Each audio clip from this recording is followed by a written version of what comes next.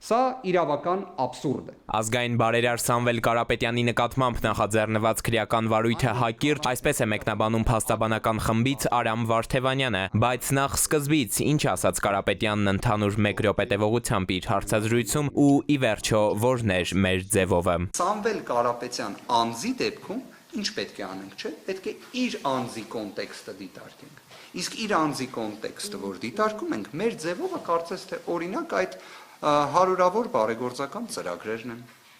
Իր ձևովը դա իսկապես մայրաթոռի կողքին մշտապես կանգնած լինելն է։ Իր ձևովը Հայաստանի Հանրապետության եւ Արցախի կողքին կանգնած լինելն է։ Որպես թե անձ, ով Հայաստանի Հանրապետության քաղաքացի է եւ թե որպես անձ, ով որ միջազգային նաեւ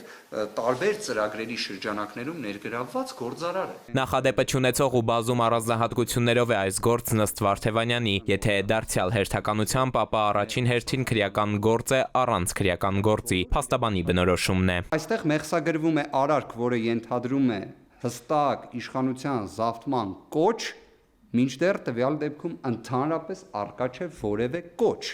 Այսինքն քրեական գործ կոչին վերաբերող կոչի բացակայության պայմաններում։ Քննչական կոմիտեն Կարապետյանի նկատմամբ քրեական հետապնդումը սկսել է գլխավոր դատախազի հաղորդման հիման վրա։ Փաստաբանական խումբը զարմացած է, վստահ այս հանգամանքը մասնագիտական հանրույթին էլ անտարբեր չի թողնի։ Վարդևանյանը կրկնում է, հաղորդում ոչ թե հարուցած հետապնդում, պրակտիկայում այսպիսի դեպք չի հիշում, եւ սա դեռ ամբողջը չէ։ Դատարանը գտել է, որ հիմնավոր կասկածը հիմնավորելու տեսանկյունից էական նշանակություն ունի հենց գլխավոր դատախազի տրված հաղորդումը։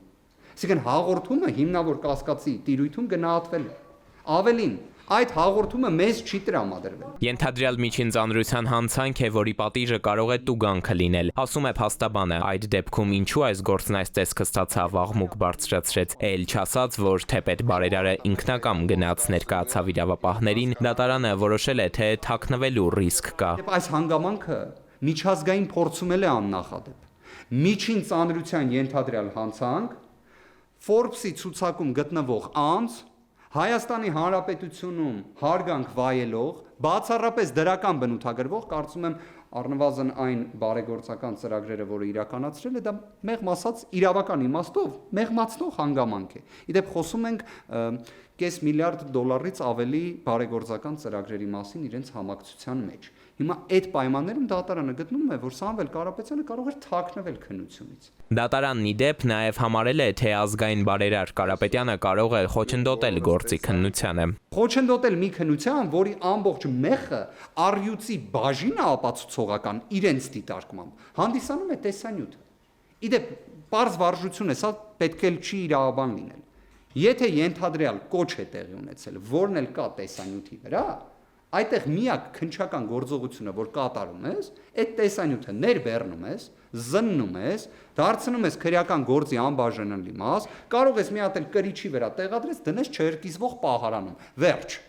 Բայց օրինակ քննիչը եւ դատարանը գտնում էին, որ այդ տեսանյութին, որը զննվել է, չերկիզվող պահարանում է գտնվում, կարելի է խոչընդոտել։ Վարդևանյանի եզրահանգումը մեկն է, գործը իրավական է տեսքով, քաղաքական էությամբ, դեպքերի հաջորդականությունն է թվում որպես ասացի վկայություն, մեկը մյուսին է հաջորդել ու այստեղ անմեղ պատահականություններ չկան, հետ է դառնում մեջբերում վարչապետի խոսքերից։ Գործադիր իշխանության ղեկավարը օգտագործում է միջամտել եզրույթը, ասում է, որ իր ձևով է միջամտելու եւ ինչ է տեղի ունենում ժամերի ընթացքում ձերբակալում, մի քանի հաջորդող ժամերի ընթացքում կալանքի միջնորդություն, այնուհետև կալանավորում, այնուհետև Արմեն Դանիելյան, այնուհետև Արմավիր քրեակատարողական հիմնարկ եւ Երևան կենտրոն քրեակատարողական հիմնարկ տեսակցությունների սահմանափակման ռեժիմով։ Էդուարդ Պողոսյան, Վահան Գուլոյան, ժամը լրատվական։ Հայաստանի Հանրապետության քաղաք